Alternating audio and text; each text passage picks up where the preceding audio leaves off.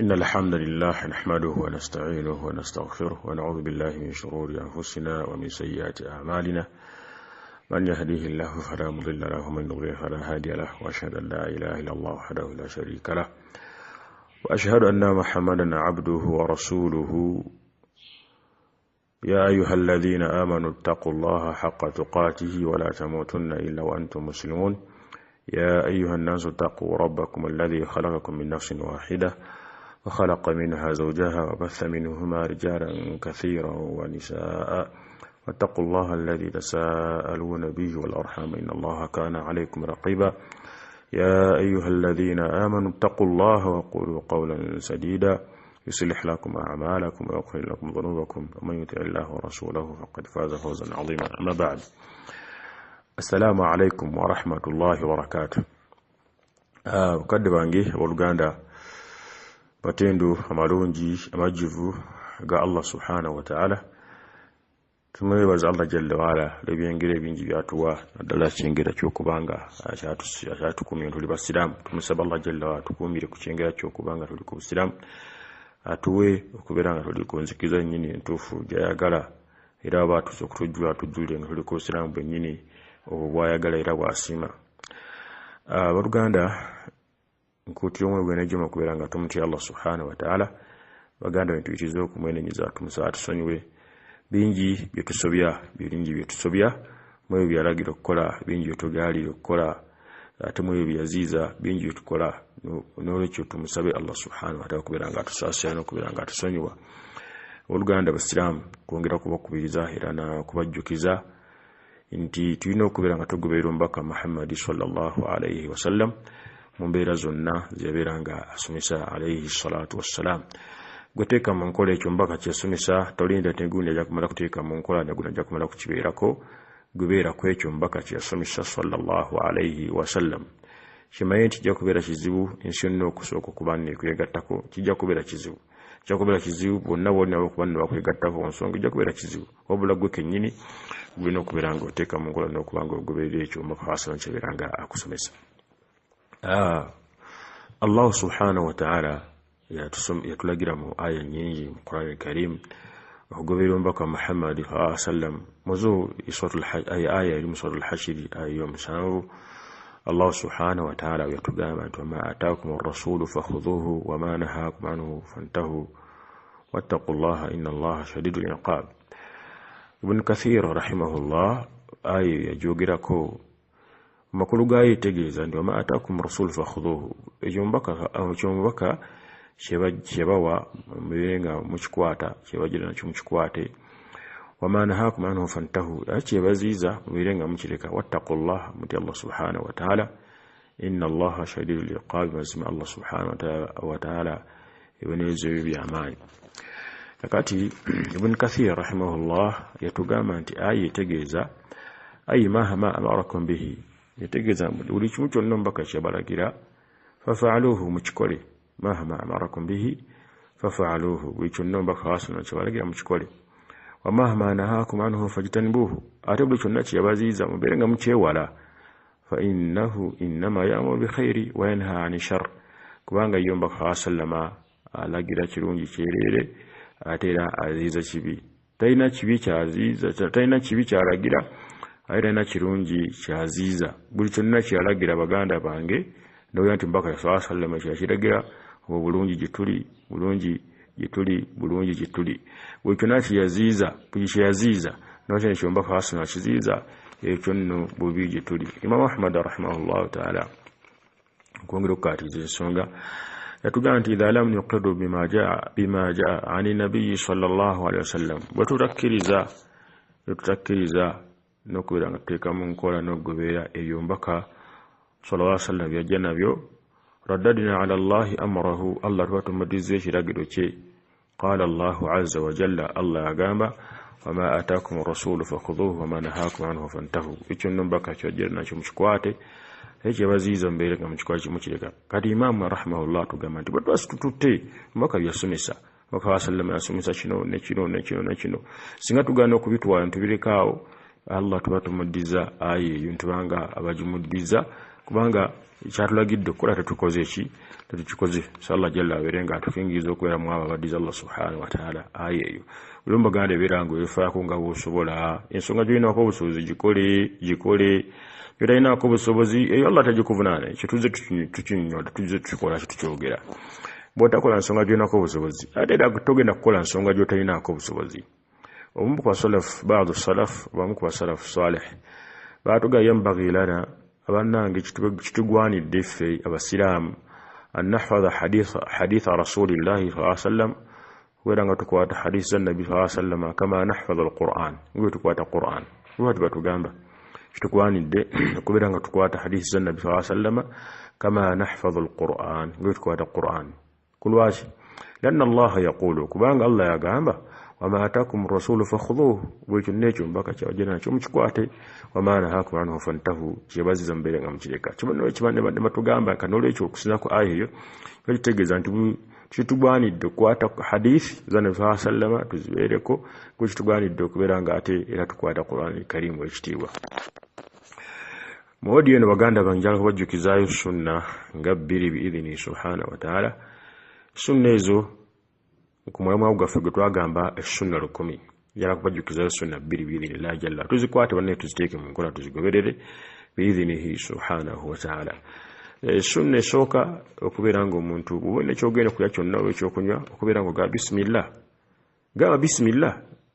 Olina kyogenda okunywa kyogenda okulya gaba bismillah. Ekirala sunna endala odi enjala obajjukiza ensonga y'okubeera bwetubanga tugenda okulya emmere yaffe mu maka gaffe oba gyonna gye tuli okubeera nga tuliira wamu tukuŋŋanya ku mmere eyo tubeere nga tuliira wamu nga tuli wamu. Okulidde التسمية على الطعام والشراب okubeera nga tusoma bismillah nga tugenda okulya ekyokulya kyonna oba ekyokunywa walijitimaa ala taam n'okubeera nga tukuŋŋaanya ku mmere netubeera nga situla nga twesuddesudde oli ali eri n'oli ali eri n'oli ali eri okubeera nga tuliira wamu biidhini subhanahu wa ta'ala. Eyo sunna ya mbaka Muhammadi sallallahu alaihi wasallam التسمية على الطعام والشراب okusoma bismillah ng'omuntu agenda kubaako kyalya oba kyanywa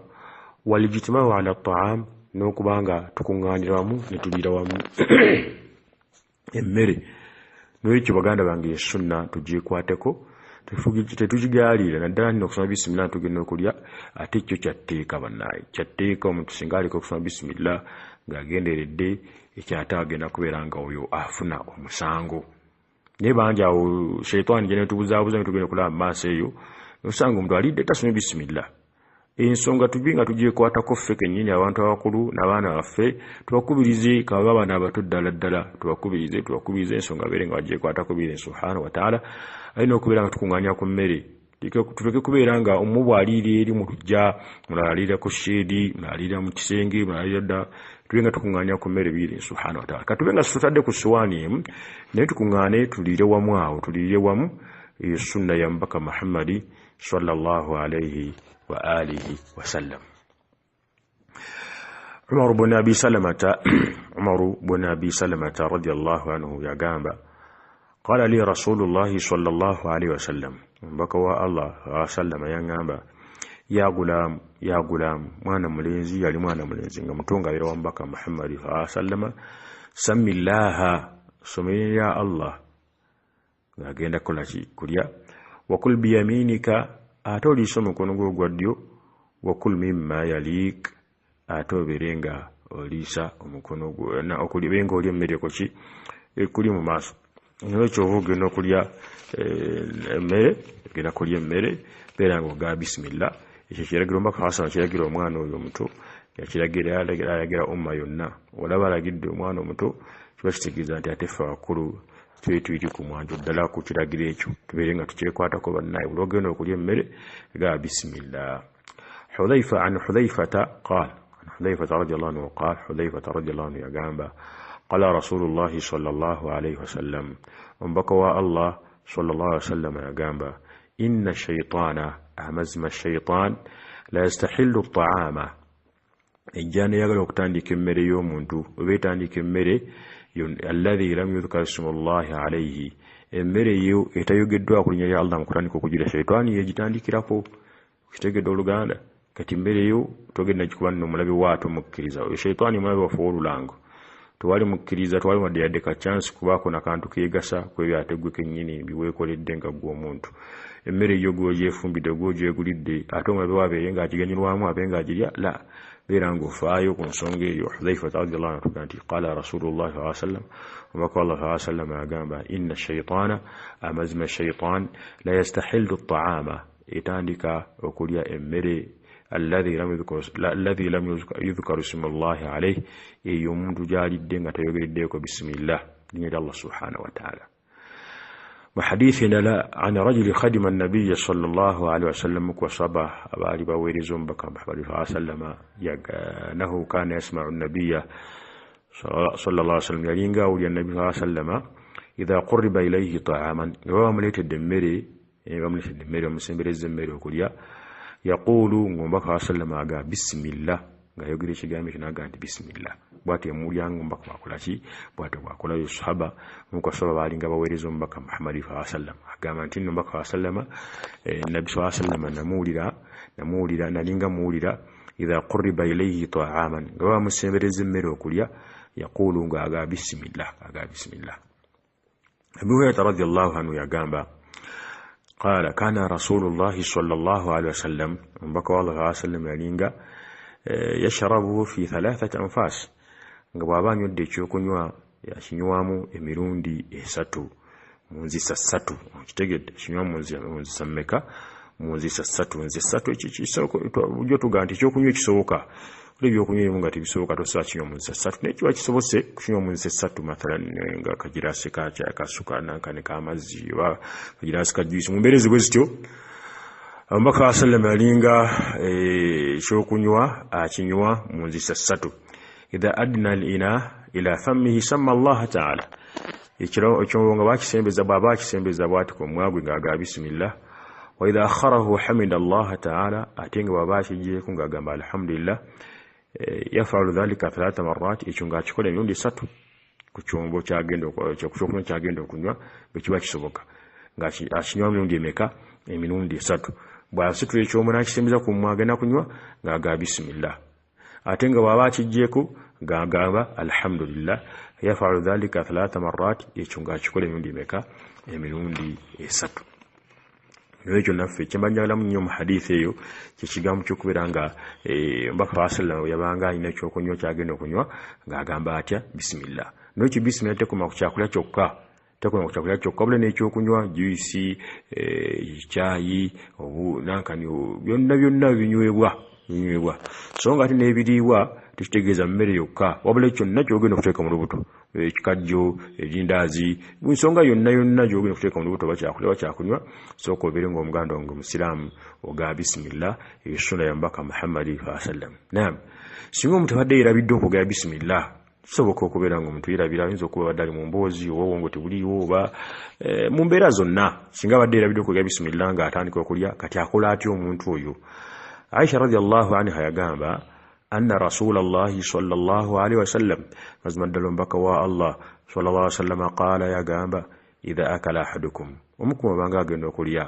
وليذكر اسم الله تعالى أيوغيري يا الله سبحانه وتعالى في أوله مونتاني كو يوكليا كوي أتنتاني كوليا أيوغا يوغيري يعني يا الله سبحانه وتعالى فإن نسي سنغابا يرى بالدي يذكر اسم الله تعالى في أوله كبيرانغا يوغيري يا الله سبحانه وتعالى مكتانيكا okulya mmere mutandika okulya ku mmere najjukira falyaqul agambe ajjukidde tansadde okulya agambe bismillahi awwalahu wa akhirahu bismillahi awwalahu wa akhirahu bwatu abagamba bismillahi awwalahu wa akhirahu abambaga bismillahi fi awwali wa akhiri nenedda kiri bismillahi awwalahu wa akhirahu فإنه يستقبل طعاما جديدا كواكاتو لاغينا كتandika kuddamu kulya mmere mpya يستقبل طعاما جديدا ولagenda kubanga ate atandika mmere upya ويمنع الخبيث ما كان يسوء منه ate bwakola ekyo ajja kubanga alemesezza oyo omukyamu kyabadde alya ku mmere ategeza shaytan kubanga ngawulidde hadisi eri ya Hudhaifa bwegambye ti shaytan yastahillu ta'ama itandika okulya emmere y'omuntu singa batayogeddeko yani Allah jalla waala kati bayo nawo oli mukuli mukatu ayogedde ya Allah jalla waala shaytan erya naawe naye singa ogamba nti bojjuka n'omaana ogamba bisimillahi awwalahu wa akhirahu oba otandise kulya mmere empya ate ne shayitaani oba ogikoze eki oba ogiremesezza ekyo kibadde eri mu kulya ku mmere yo.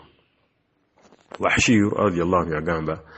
anna ashaba rasulillahi sallallahu alaihi wasallam sallallahu alaihi wasallam bamugamba qaalu bagamba ya rasulallah ngombaka wa Allah inna naakulu tulya wala nashba naye tetukola kitetukuta. Qaala baka sallama n'agamba fala'allakum taftariqun mulabika bwe muba mulya buli omu alira gy'ali mwawukana. Qaalu na'am mugamba nti bwe kiri. Qaala n'agamba sallam fajtami'u ala ta'amikum bwe muba mulya mmere mukuŋŋaane muliire wamu wadhkuru isma Allahi yubaraku lakum fihi ate mwogere Allah subhanahu wa ta'ala mujja kubeera muteekebwa nankani muteekebwa omukisa mu mmere yammwe. N'agamba ka sallam riwaaya endala kulu jami'an muliire wamu wala tafarraqu temwawukana. Bismillah tugabuga bismillah tugabuga bismillahir rahmanir rahim tugabuga bismillah tugabuga bismillahir rahmanir rahim. Assalamu alaykum wa rahmatullah. Alhamdulillah wassalatu wassalamu ala rasulillah Muhammad ibn Abdullah wa ala alihi wa sahbihi ajma'in. Amma ba'du. Assalamu alaykum wa rahmatullahi wa barakatuh. Oluganda abasiraamu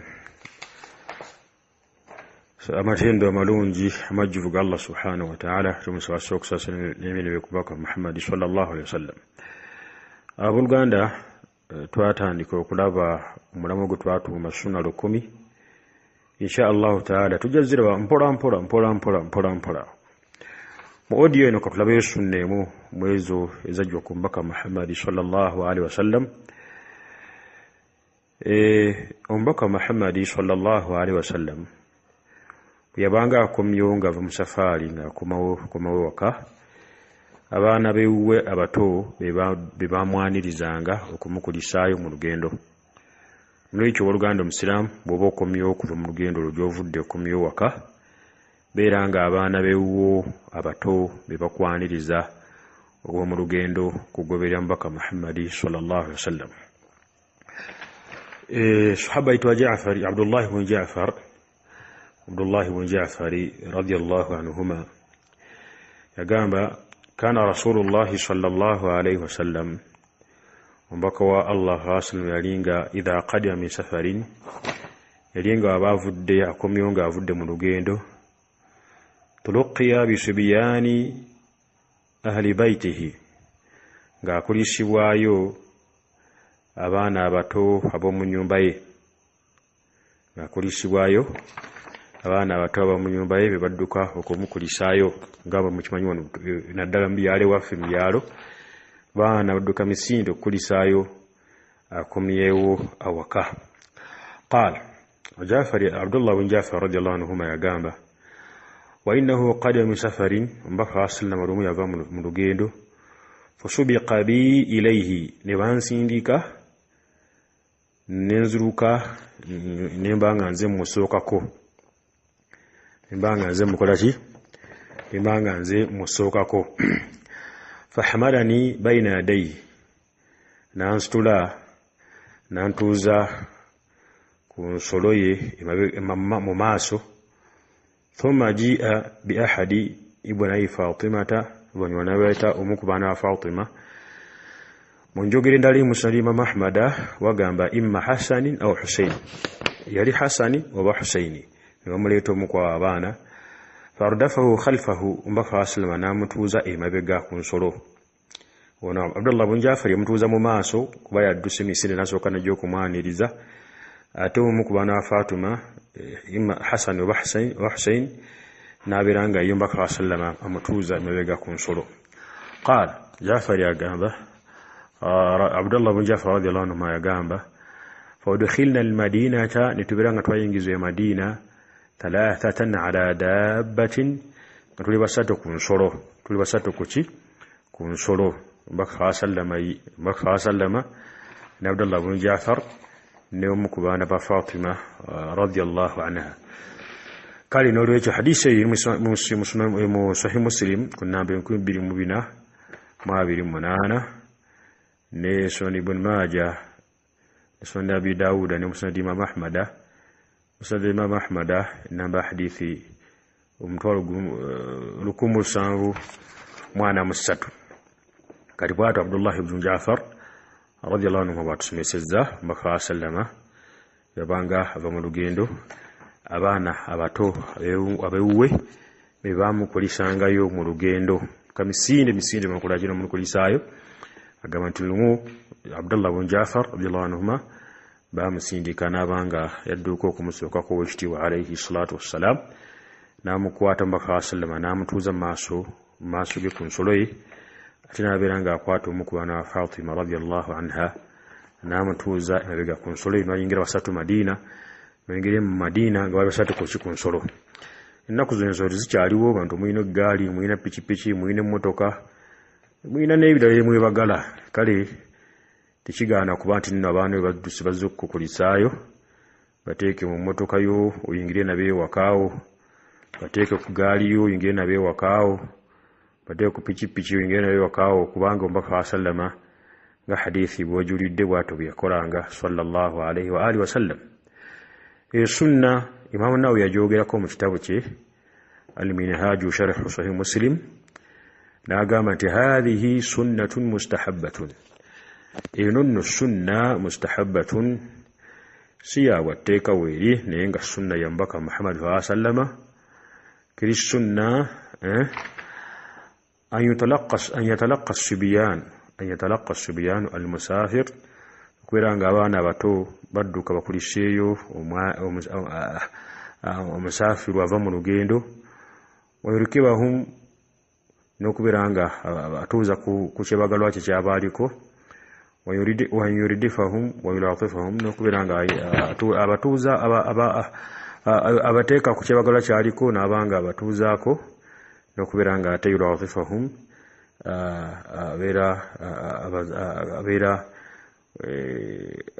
abeera mugonvu gye bali n'okubeera omwangu gye bali abaana abo bazze mukodaki kumukulisaayo. Nno kiba si kituufu abaana kujja kukulisaayo n'obeera nga ate gwe oli mukambwe, mugende abaana bazze kukulisaayo, beera nga Nabbi sallallahu alayhi wa sallam, beera mugonvu gye bali, beera mwangu gye bali, omusitule omutuuze ku mmotoka yo, omutuuze ku pikipiki yo, oba toyina mu pikipiki otambuza bigere, musitule muteeke ku kibegabega nga riwaya emu bwe ziraga ti omubaka sallallahu alayhi wa sallama olumu yasitula Abdullah ibn Jafar radiyallahu anhuma n'abanga amutuuza ku bigabega bye. Imam Nawawi rahimahullah agamba nti hadhihi sunnatu mustahabba, eyo nno sunna bannaye tugyekwateko abaganda bange abasiraamu, tugyekwateko. Muntu yena atamanyi sunna towakanya sunna ng'ekoleddwa, tovumirira, buuza yenkola nno basalafu salih gye baaliko. Ebyokulabirako katulabeyo nga bibiri byokka. Lumu sahaba ayitibwa Anas bin Malik radiyallahu anhu baamulaba ng'asaalira ku nsolo ye naye nga tatunudde mu kibula, saayako esswala ya sunna etali ya bwatteeka, nga tatunudde mu kibula. Mumugamba nti kiki ekyo kyokoze nga situkitimanyi? Mbuuza Anas bin Sirina mbuuza nti kiki kyokoze ekyo? Anas bin Malik n'amugamba radiyallahu anhu, n'amugamba lawla anni ra'aytu rasulallahi sallallahu alayhi wa sallam fa'alahu lam af'alu, singa nze saala mbaka wa Allah sallallahu alayhi wa sallam ng'akikola, asalya ku nsolo ye nga tatunudde mu kibula, esswala etali yabwatteeka, baganda bange etali yabwatteeka, lam af'alu, nange wadde sikikola. Kale kirabye tavumiridde, takoze atya, wabula abuuzizza lwaki okola ekyo. Anas bin Malik radiyallahu anhu n'amuwa naye ansa ng'egamba nti lawla anni ra'aytu rasulallah, singa saala mbaka wa Allah sallallahu alayhi wa sallam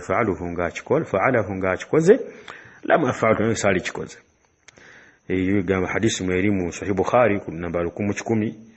ne Muslim 722, Abu Dawud 1225 Muwatta Imam Maliki ne Musnad Imam Ahmad. Anna ate hadisi eyo gitulabye ne simbi ya Anas bin Malik kwando bwatu byagamba nti singa sala mbaka Allah sallallahu alayhi wa sallam sala kikoze. Al-Hafidh Ibn Hajar rahimahullah gatujigamu nti ekikola kyo mbaka sallallahu alayhi wa sallam tukyesembesa butereevu ddala bwe twesembesa ekigambo kye. Bwatu bwagamba Al-Hafidh Ibn Hajar rahimahullah tekikola kyo mbaka sallallahu alayhi wa sallam tukyesembesa ddala butereevu nga twesembesa ki ekigambo kye. Ekyokulabya kwekirala tugambye nti atamanyi sunna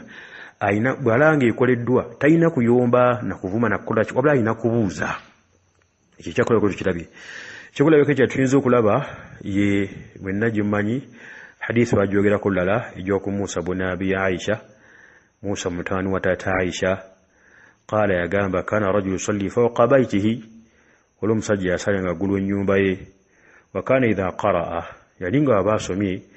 alaysa dhalika biqadirin ala an yuhyi al-mauta ayu suratu al-qiyama aya amakumyana nga bagisoma najimaliza omusajja ng'agamba subhanaka fabala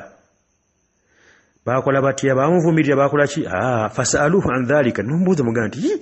tuwulire okola ekyo ekigambo kino buli womaliza okukola ki kumaze okusoma aya eyo faqala omusajja n'agamba sami'tuhu min rasulillahi sallallahu alaihi wasallam ekyo nakiwulira kuva ku mubaka wa Allah